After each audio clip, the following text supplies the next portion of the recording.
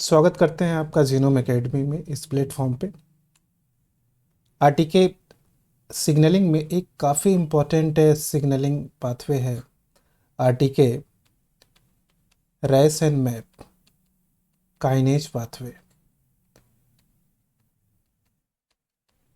इस वीडियो में मैं आपको डिटेल्स में सारी चीज़ें और बेसिक कॉन्सेप्ट के साथ डिटेल्स में एक्सप्लेन करूँगा। बस आपको लास्ट तक बने रहना है, चीज़ों को समझना है। और जब पूरा मैं डिटेल्स में एक्सप्लेन कर दूंगा आपको, तो आपको क्या होना रहेगा कि एक स्क्रीनशॉट ले सकते हैं और सारी चीज़ें आपका यहाँ पे क्लियर होगा। तो मैं सिंपली एक यहाँ पे मेम्ब्रेन बना रहा हूँ। ये प्लाज्मा मेम्ब्रेन है। तो किसी भी सिग्नलिंग में हम देखते हैं कि एक सिग्नल मॉलिक्यूल होता है, रिसेप्टर होता है, सिग्नल कैस्केड चलता है। तो मैं एक यहाँ पे आपको आउटलाइन बता देता हूँ कि अगर पोलर लाइगेंड है, most of the polar ligand जो होते हैं उनके रिसेप्टर सेल सरफेस रिसेप्टर होते हैं। सेल सरफेस रिसेप्टर होते हैं। Cell surface receptor plasma membrane पे लोकेटेड होते हैं, क्योंकि जो पोलर लाइगेंड होते हैं वो मेम्ब्रेन को क्रॉस नहीं कर सकते, इसीलिए उनके रिसेप्टर जो है सेल के सरफेस पे होता है। अगर हम नॉन पोलर लाइगेंड की बात करें, नॉन पोलर लाइगेंड जैसे स्टेरॉइडल हार्मोन है ना, कुछ एक्सेप्शन है T3 T4 रेटिनोइक एसिड, इन सभी के रिसेप्टर जो होते हैं वो साइटोसोल या फिर न्यूक्लियस में हो सकते हैं। तो साइटोसोलिक रिसेप्टर होते हैं। तो जो सेल सिग्नलिंग पढ़ना रहता है डिटेल्स में आपको ये जो पोलर लाइगेंड है सेल सरफेस रिसेप्टर के बारे में ही पढ़ना रहेगा।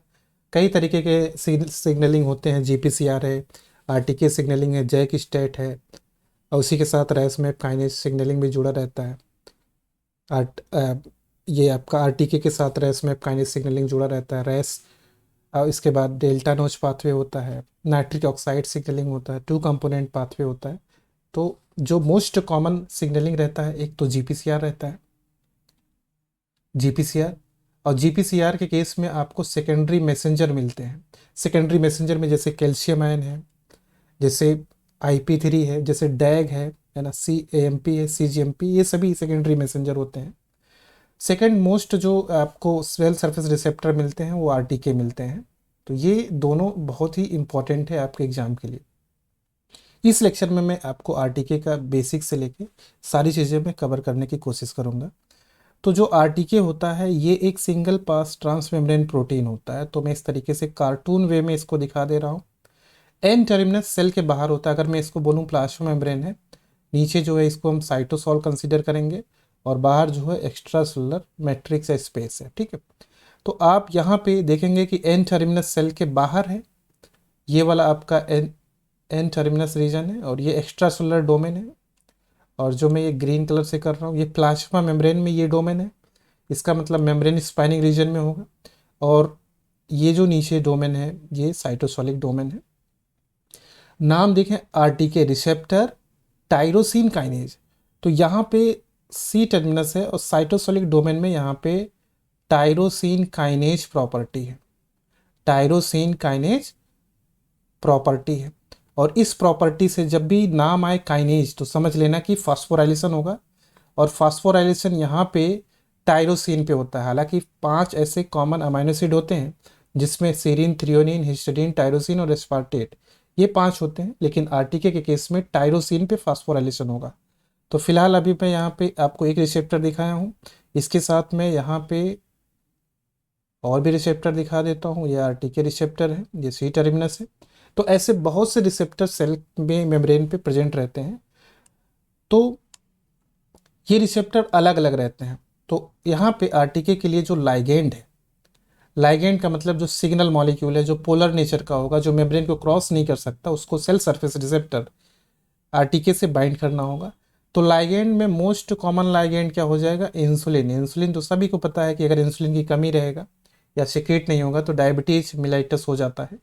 इंसुलिन के अलावा most of the growth factor, यहाँ पे ध्यान देना, मैं सभी ग्रोथ फैक्टर की बात नहीं कर रहा हूँ। जैसे TGF बीटा, उसकी अलग सिग्नलिंग होती है।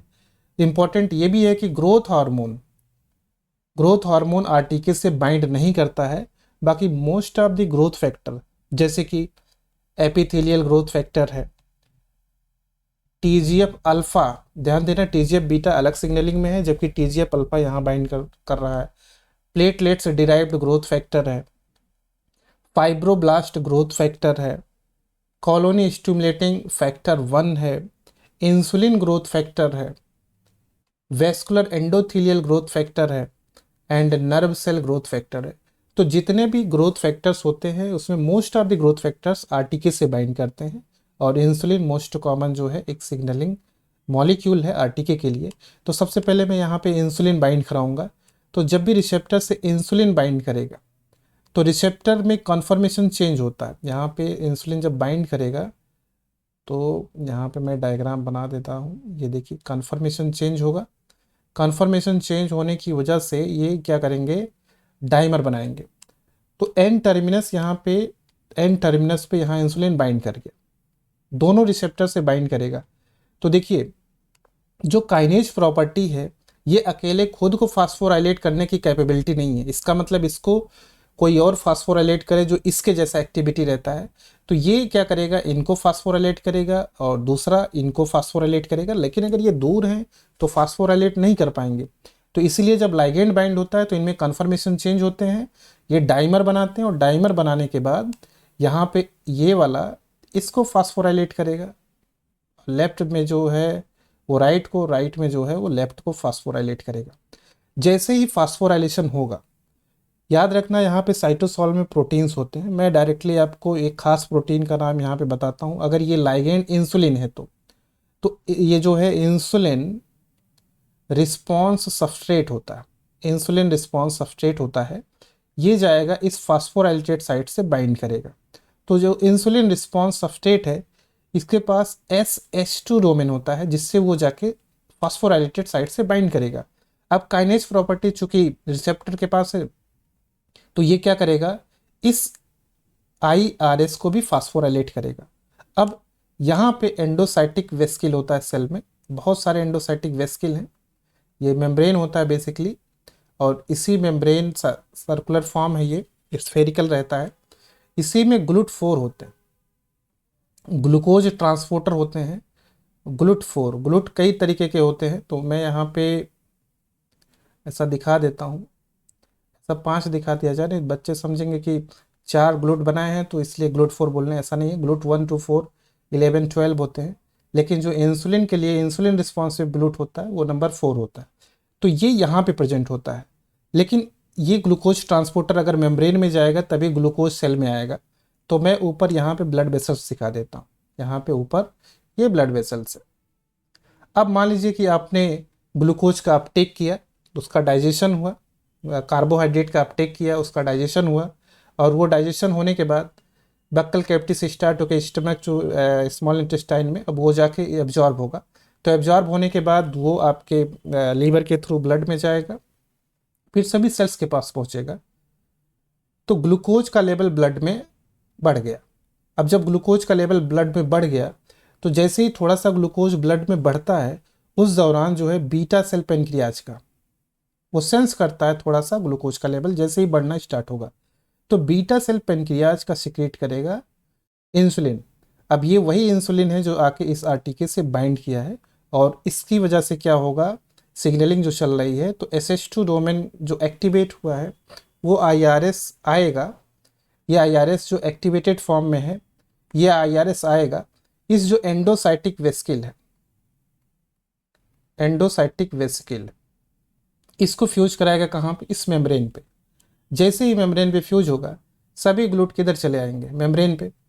अब इसी मेम्ब्रेन पे जो ग्लूट है एक कैरियर प्रोटीन है जो 12 टाइम मेम्ब्रेन को क्रॉस किया होता है, इसी के थ्रू ग्लूकोज का एंट्री होना स्टार्ट हो जाएगा। ग्लूकोज सभी किस में चले आएंगे, सेल में चले आएंगे। यहाँ पे सभी किधर चले आएंगे, सेल में। सोचिए अगर ग्लूकोज आपका इंसुलिन ना होता या बीटा सेल पेनक्रियाज में जो है डिस्ट्रॉय हो जाता तो ग्लूकोज का अपटेक नहीं हो पाता, ग्लूकोज का लेवल ब्लड में बढ़ जाता, जिससे क्या हो जाता है, डायबिटीज हो जाता है। डायबिटीज मिलाइटस होता है। जुवेनाइल में, यंगर एज में जो है डायबिटीज मिलाइटस टाइप 1 होता है। लेकिन जो ओवर एज के होते हैं जिनमें वेट ज़्यादा होता है उनमें क्या होता है कि फैट ज़्यादा होने की वजह से इंसुलिन होता तो है लेकिन अपने रिसेप्टर से बाइंड ना कर पाने की वजह से उनमें भी डायबिटीज़ होता है जो टाइप 2 है। इंसुलिन इंडिपेंडेंट होता। अब ये जो ग्लूकोज है ये क्या होंगे, ग्लूकोज 6 फॉस्फेट में इसे तुरंत चेंज करना रहेगा, अदरवाइज जैसे ही फॉस्फेट लगाएंगे, अगर हम फॉस्फेट नहीं लगा रहे हैं तो ग्लूकोज जो है डिफ्यूज कर सकता है, मेम्ब्रेन को बाहर जा सकता है। तो हमें इसको ट्रैप करने के लिए तुरंत हमें ग्लूकोज 6 फॉस्फेट, देन ये चेंज हो जाएगा ग्लूकोज 1 फॉस्फेट, और फर्दर ये ग्लूकोज पॉलीमराइज होकर क्या बना लेगा, ग्लाइकोजन। तो ग्लाइकोजन बनने के प्रोसेस को क्या बोलते हैं, ग्लाइकोजेनेसिस। तो ग्लाइकोजेनेसिस को इंसुलिन प्रमोट करता है। अब यहीं पे इंसुलिन बीटा सेल से सिक्रीट हो रहा है, यहीं पेनक्रियाज में अल्फा सेल भी होता है जिससे ग्लूकागॉन सिक्रीट होता है, और ग्लूकागॉन ग्लाइकोजेनोलाइसिस कराता है, यानी कि ग्लाइकोजन को ब्रेक करके उससे ग्लूकोज लाएगा, जबकि इंसुलिन ग्लूकोज को पॉलीमराइज करके इसमें चेंज करेगा ग्लाइकोजन। तो ग्लाइकोजेनेसिस प्रोसेस से ग्लाइकोजन बना। एनिमल में ग्लाइकोजन मोस्ट स्टोरेज फॉर्म होता है, जबकि प्लांट के केस में अगर आप बात करते हो तो वहाँ पे क्या होता है, प्लांट के केस में स्टार्च होता है। चलिए यहाँ तक बात समझ में आए। अब मैं इस चीज़ को यहाँ से रिमूव कर रहा हूँ, ये इतना इन्फॉर्मेशन है, आप इसका स्क्रीनशॉट ले सकते हैं। अब मैं देखता हूँ कि रैस मैप काइनेज पाथवे कैसे जोड़ा इस पाथवे से। तो मैं ये इतना पोर्शन यहाँ पे इसको SH2 डोमेन इन चीज़ों को हटा देता हूँ, मोस्ट ये सारी चीज़ें है ना, ये चीज़ें हटा देता हूँ। अब देखते हैं कि अगर लाइगेंड ग्रोथ फैक्टर है तो उस केस में क्या होगा। तो सपोज अगर ग्रोथ फैक्टर बाइंड करेगा तो जैसे ही फास्फोराइलेट होगा तो इस फास्फोराइलेटेड साइट से एक खास एडाप्टर प्रोटीन आके बाइंड करेगा जिसका नाम है GRB2। GRB2 क्या है, एडाप्टर प्रोटीन। एडाप्टर प्रोटीन वो प्रोटीन होते हैं जो फैसिलिटेट करते हैं कि अदर प्रोटीन्स आके बाइंड करें। जब GRB2 एडाप्टर से बाइंड कर जाएगा तो उसके बाद इसी GRB2 से बाइंड करेगा SOS, सन ऑफ सेवनलेस, है ना। ऐसा नहीं कि son of Sardar, son of सेवनलेस। एक और होता है बैक्टीरिया में, सेव आवर सोल, ठीक, तो वो नहीं है यहाँ पे SOS है। SOS एक तरीके से आप समझ लो मोटिवेशनल स्पीकर है, ये किसी को मोटिवेट करेगा। किसको करेगा, आइए देखते हैं। तो यहाँ पे प्रेजेंट होते हैं रैस। रैस एक मोनोमेरिक जी प्रोटीन है। रैस का नाम कहाँ से आया है, रैट सार्कोमा वायरस से। कहाँ से आया है, रैट सार्कोमा वायरस, तो RA और यहाँ से S, तो रैट सार्कोमा वायरस से रैस आया है। तो रैट में जो सार्कोमा प्रॉब्लम है जिसकी वजह से कैंसर होता है, तो वहाँ से नाम आया। ये रैस जो है मेम्ब्रेन से एसोसिएटेड है, लेकिन ये इनएक्टिव है क्योंकि ये GDP बाउंड है। याद रखना रैस एक मोनोमेरिक जी प्रोटीन है। मैं यहाँ साइड में लिखता हूँ, रैस एक क्या है, मोनोमेरिक जी प्रोटीन है। तो जी प्रोटीन का मतलब क्या होता है, जिसके पास GTPase एक्टिविटी होता है। जी प्रोटीन का मतलब क्या है, GTPase एक्शन, वो एक्शन समझ लीजिए। जैसे मान लीजिए कि ये जो लेक्चर्स देख रहे हैं जितने भी स्टूडेंट्स हैं उनमें से बहुत से स्टूडेंट अच्छा पढ़ रहे हैं, जो अच्छा करेगा उसका अच्छा रिजल्ट आएगा, और बहुत से स्टूडेंट है बहुत लेजीनेस है, पढ़ाई नहीं कर रहे हैं, है ना। तो GTPase एक्शन वही है, आलसपन भरा हुआ, कुछ नहीं पढ़ना है, वही GTPase एक्शन है। अगर ये एक्शन जिसके पास रहेगा वो इनएक्टिव हो जाएगा, है ना। यही GPCR जब पढ़ते हैं तो वहाँ पे G अल्फा के पास होता है GTPase एक्शन। और ये कैसे एक्टिवेट होगा, गैप से। GTPase एक्सिलरेटिंग प्रोटीन ये इसी रैस में इनबिल्ट भी हो सकता है या फिर कोई अदर प्रोटीन ऐसा काम करवाएगा। तो जाहिर सी बात है कि अगर कोई लगातार क्लास होती है, अगर उसमें कोई स्टूडेंट 2-3 दिन का गैप कर देता है तो उसको कुछ समझ में नहीं आएगा, नेक्स्ट जो क्लास में इनएक्टिव रहेगा। तो गैप से इनएक्टिव होता है रैस, याद रखना। गैप मतलब समझ लेना कि GTPase एक्शन। तो रैस जब GDP बाउंड है तो ये इनएक्टिव है। इनको एक्टिवेट करने का काम कौन करेगा, SOS करेगा। मैंने बताया ना कि ये मोटिवेशनल स्पीकर जैसा है। तो SOS क्या करेगा, यहाँ पे जो रैस ऑलरेडी GDP बाउंड है उसको हटा दिया जाएगा, GDP को हटाया जाएगा और क्या अटैच किया जाएगा, GTP। ऐसा नहीं सोचना है कि GDP से एक इनऑर्गेनिक फॉस्फेट आप अटैच कर रहे हो, ऐसा नहीं। GDP कंप्लीटली हटेगा और GTP लगेगा। GTP क्या है, ये न्यूक्लियोटाइड है। कैसे न्यूक्लियोटाइड है, ग्वानिन न्यूक्लियोटाइड है, यानी कि ग्वानिन न्यूक्लियोटाइड एक्सचेंज किया जा रहा है और ये फैक्टर SOS के पास होता है। तो हम लिखेंगे यहाँ पे ग्वानिन न्यूक्लियोटाइड एक्सचेंज फैक्टर। तो GEF एक्टिविटी से रैस एक्टिवेट होता है, या कोई भी मोनोमेरिक प्रोटीन को अगर हमें एक्टिवेट करना है तो उसके लिए कौन सी एक्टिविटी होनी चाहिए? GEF activity. और यही सेम एक्टिविटी किसके पास होता है? GPCR के पास होता है। तो GPCR जो है जी प्रोटीन को एक्टिवेट किस एक्टिविटी से करता है? GEF एक्टिविटी से। अब क्वेश्चन ये है कि अगर रैस एक्टिव हो गया तो इनएक्टिव कैसे होगा? तो वो अभी मैं देखता हूँ कि इनएक्टिव कैसे होगा। हमने आपको यही बताया कि गैप या GTPase एक्शन से इनएक्टिव होगा। अब यहाँ पे अगर रैस एक्टिवेट हुआ है तो फर्दर सिग्नलिंग कैसे होगा वो देखना है। तो रैस एक्टिवेट करेगा रैफ को। किसको एक्टिवेट करेगा? रैफ को। रैफ एक्टिवेट करेगा MEK को। ये सीक्वेंस याद रखना जरूरी है, सीक्वेंस यही होगा। ऐसा नहीं कि रैस MEK को एक्टिवेट कर दे। Ras always activates Raf and Raf always activates MEK, और MEK एक्टिवेट करेगा, सॉरी यहाँ पे ERK है, ठीक है, ERK एक्टिवेट होगा। अब ERK के पास न्यूक्लियर लोकलाइजिंग सिग्नल होता है। कौन सा सिग्नल? NLS। जो भी प्रोटीन आप समझ लीजिए कि थोड़ा हायर मॉलिक्यूलर वेट होता है, वो सभी के पास NLS सिग्नल होता है। न्यूक्लियस में जाने के लिए उनके पास परमिशन होना चाहिए, क्योंकि आपको पता है कि न्यूक्लियर पोर है और न्यूक्लियर में जीनोम है, और जीनोम इम्पॉर्टेंट ही है ना। जहाँ जीनोम रहेगा और अल्टीमेटली जो है यहीं से रिस्पॉन्स आना है। तो जीनोम मैंने यहाँ पे दिखा दिया है, DNA है, DNA में जीन है और जीन से ही प्रोटीन बनेगा, प्रोटीन से एक्सप्रेशन होगा। तो खास तरीके का यहाँ पे प्रोमोटर रीजन होता है जहाँ पे दो लोग पेयर बना के आके बाइंड करते हैं। तो ERK जो है एक्टिवेट होने के बाद ERK के यहाँ फ्रेंड है ELK। तो ELK और ERK ये दोनों लोग जो है यहाँ पे DNA से प्रोमोटर रीजन से जाके बाइंड करके रेगुलेटरी एलिमेंट से। अब इससे बाइंड करने के बाद रिस्पॉन्स क्या आएगा? तो रिस्पॉन्स में आएगा CDK और साइक्लिन। CDK साइक्लिन को मैचुरेशन या माइटोसिस प्रमोटिंग फैक्टर भी बोलते हैं, और इसका काम होता है सेल डिवीजन कराना।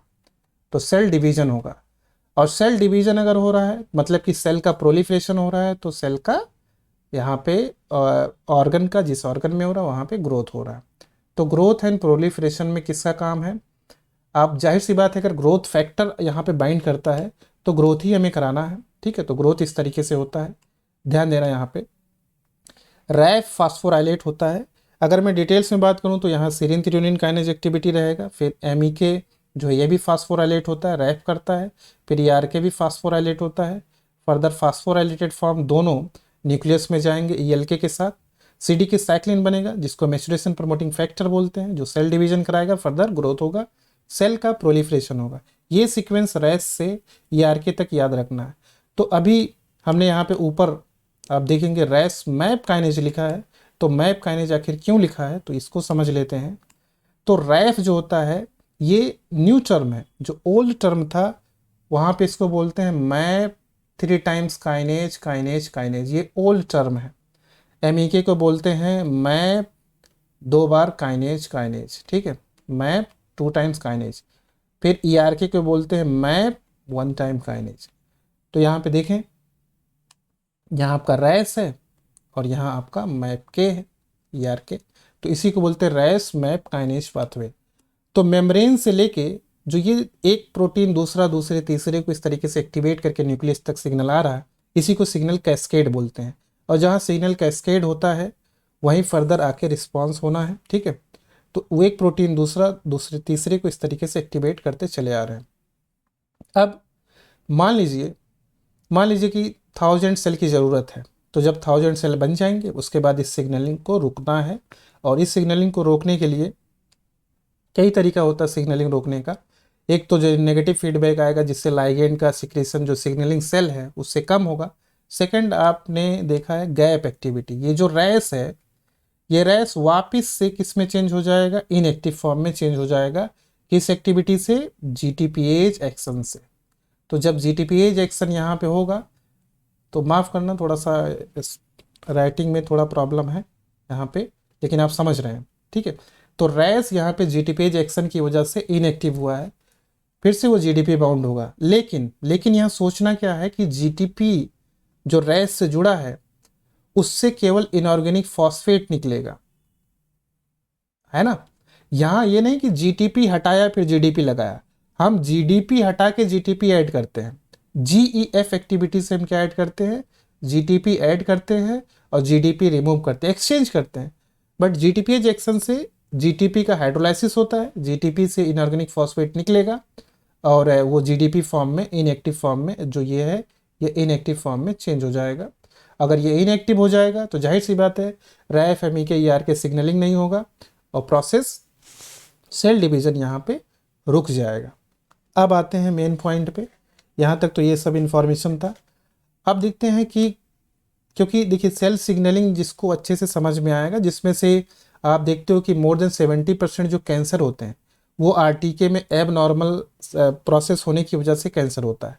तो कहीं ना कहीं ये रिलेटेड है आपका सेल साइकिल से भी और कैंसर से भी। और अगर आपने कैंसर होने से नहीं रोका या सेल को एपोप्टोसिस नहीं करा पाया तो कैंसर हो जाएगा। यही जो रैस है, रैस जो है 170 अमाइनो एसिड का, ये रैस जो है 170 अमाइनो एसिड का है। इसमें अगर म्यूटेशन हो जाए, इस रैस में म्यूटेशन हो जाए तो उस रैस को बोलेंगे रैस डी। अब ये जब रैस डी होगा तो ये जीटीपी बाउंड फॉर्म में परमानेंटली रहेगा, यानी कि ऑन स्टेट। रैस डी, डी मतलब डोमिनेंट, ये कॉन्स्टिट्यूटिव एक्सप्रेशन करेगा। अब कॉन्स्टिट्यूटिव एक्सप्रेशन का मतलब कि रैस लगातार काम करेगा, फंक्शन करेगा, जीटीपी बाउंड परमानेंट रहेगा। अच्छा, जीटीपी से जीडीपी में कैसे चेंज हो रहा है, जब जीटीपीएज एक्शन ऑन हुआ था। इसका मतलब यहाँ पे जीटीपीएज एक्शन ऑन नहीं होगा, नो जीटीपीएज एक्शन। तो जो ये रैस है, जो नॉर्मल रैस है, इसको आप सी रैस बोल सकते हो, सेलुलर रैस बोल सकते हो। ऐसे को हम प्रोटोऑन्कोजीन बोलते हैं। इसको हम क्या बोलते हैं, प्रोटोऑन्कोजीन, प्रोटोऑन्कोजीन। देखो जीन से ही प्रोटीन आना है, तो प्रोटोऑन्कोजीन से नॉर्मल रैस आता है जिसको हम सी रैस भी बोलते हैं, सॉरी आर ए एस, सी रैस है। और जो ये रैस है 170 अमाइनो एसिड का होता है। जब इसमें म्यूटेशन हो जाए तो रैस चेंज हो जाता है रैस डी में, जो कि ऑन्कोजेनिक है। रैस डी जो है ये ऑन्कोजेनिक है। ऑन्कोजेनिक को आपको मैलिग्नेंट जीन बोलेंगे या कैंसर काजिंग जीन बोलेंगे। और यहाँ पे जो म्यूटेशन होता है वो होता है G12 to V, याद रखना। और ये किस लूप में होगा, पी लूप में होगा।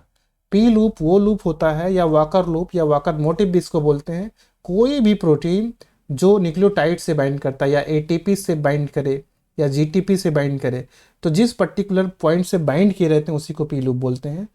तो नॉर्मल केस में G12 रहता है, 12 का मतलब 12 पोजीशन है, जी मतलब ग्लाइसिन, उसकी जगह पे क्या आ जाता है, वैलिन आ जाता है। और एक दूसरा म्यूटेशन होता है Q61 से K। Q क्या है, ग्लूटामीन है, और K क्या है, लाइसिन है। ये जो है कैटालिटिक सेंटर में होगा, कैटालिटिक सेंटर, ठीक है। तो दो चीज़ें यहाँ पे आपको समझना है, एक पी लूप, एक कैटालिटिक सेंटर। पी लूप वो लूप है जहाँ पे जीटीपी अटैच है, और एक और सेंटर होगा जो जीटीपीएज एक्शन रखेगा, जो इस जीटीपी की हाइड्रोलाइसिस करेगा, वो होता है कैटालिटिक सेंटर, जो 61 पोजीशन पे ग्लूटामीन होता है उसके पास होता है। लेकिन ग्लूटामीन की जगह पे अगर लाइसिन आ जाएगा तो ये म्यूटेशन हो जाएगा।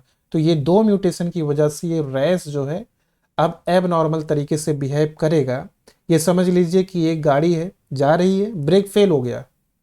अब गाड़ी चल रही है तो फंक्शन कर रही है, ब्रेक फेल होने से हो सकता है कि वो और ज़्यादा फंक्शन करे। तो वैसे यहाँ ब्रेक फेल होने का मतलब क्या है, always on state oncogenic cancer causing, क्योंकि अब ये लगातार एक्टिव होगा। अब रैस डी क्या करेगा, यहाँ पे सिग्नल लगातार किसको देगा, मैप काइनेज को, मैसिव सिग्नल रैफ को देगा MEK ER के। इसका मतलब CDK साइक्लिन एक्सेस अमाउंट में बनेंगे, एक्सेस अमाउंट में सेल डिवीजन होगा। और जब एब नॉर्मल जो है कंट्रोल वे में अगर सेल डिवीजन ना हो, अनकंट्रोल वे में सेल डिवीजन हो, तो उसको हम बोलते हैं कि ये कैंसर की तरफ बढ़ रहे हैं। तो रैस डी याद रखना, यहाँ पे लॉस इन जीटीपीएज एक्शन, और जो म्यूटेशन है इसको गेन इन फंक्शन म्यूटेशन बोलते हैं। अब कन्फ्यूजन नहीं होना इसमें कि नहीं, इधर आने, ये इधर आने देते हैं इसको, अब यहाँ पे समझते हैं। एक होता है नो जीटीपीएज एक्शन, तो लॉस हो गया म्यूटेशन होने की वजह से, जीटीपीएज एक्शन लॉस होने की वजह से इसके फंक्शन में गेन हुआ है, तो इसको क्या बोलेंगे, गेन इन फंक्शन म्यूटेशन। कोई ऐसा प्रोटीन, कोई ऐसा जीन जिसमें म्यूटेशन हो जाए और वो प्रोटीन ही ना बने, तो उसको बोलेंगे लॉस इन फंक्शन म्यूटेशन, क्योंकि वो काम करना बंद कर दिया है। यहाँ ऐसा म्यूटेशन है जिससे वो एक्सेस में काम कर रहा है, तो ऐसे काम को बोलेंगे गेन इन फंक्शन म्यूटेशन। जैसे वही कार में अगर ब्रेक फेल हो जाए, तो ब्रेक तो चला गया, तो उसका तो चलो ठीक है लॉस हुआ, लेकिन फंक्शन में तो गेन हुआ। उस तरीके से यहाँ समझना है कि रेस डी जो है ये ऑन्कोजेनिक है, कैंसर काजिंग है, और ये लगातार ऑन स्टेट में है। लेकिन नॉर्मल रैस जो है, जिसको सी रैस आप बोल सकते हो, इस ये ऑन स्टेट ऑफ स्टेट दोनों में है। ऑन कब होगा, एसओएस काम करेगा, ऑफ कब होगा, जीटीपीएज एक्शन से ऑफ हो जाएगा। अब सीडीके साइक्लिंग अगर लगातार बनते हैं तो कैंसर, यहाँ पे कैंसर होने के चांस हैं। अब अगर मान लीजिए किसी को कैंसर हो जाए, तो उस केस में क्या कर सकते हैं, हम किसी न किसी स्टेप को यहाँ पे इनहिबिट करेंगे। ध्यान से देखना, ये जो रैफ है, इस रैफ के अगेंस्ट आप ना मोनोक्लोनल एंटीबॉडी यूज करो। मोनोक्लोनल एंटीबॉडी, ऐसे एंटीबॉडी हाइब्रिडोमा टेक्नोलॉजी से हम बना सकते हैं मोनोक्लोनल एंटीबॉडी। तो मोनोक्लोनल एंटीबॉडी MAB बोलते हैं शॉर्ट फॉर्म में। तो ये जो होता है एंटीबॉडी, ये सेल में किसी स्पेसिफिक प्रोटीन से जाके बाइंड करेगा। इसकी यानी कि अगर हम मैब ऐड कर रहे हैं मोनोक्लोनल एंटीबॉडी, तो वो केवल और केवल जाके रैप से बाइंड करेगा, उससे अलावा और किसी से बाइंड नहीं करेगा। तो यहाँ पे सोराफेनिब होता है,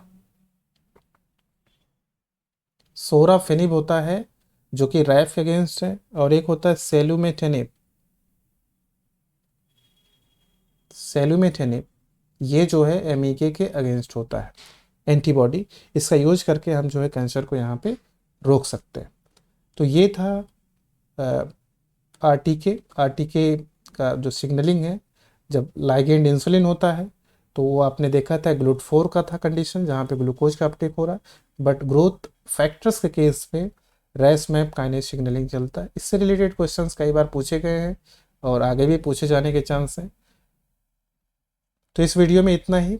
अगर वीडियो अच्छा लग रहा हो तो आप चैनल को सब्सक्राइब कर लीजिए, और जो भी आप नेक्स्ट टॉपिक पे, किसी भी टॉपिक पे अगर आपको वीडियोज़ चाहिए लाइफ साइंस से रिलेटेड, तो उससे आप कमेंट करिए, आपको टॉपिक अपलोड किया जाएगा। और लाइक भी कर लीजिए। बहुत बहुत धन्यवाद। Thank you.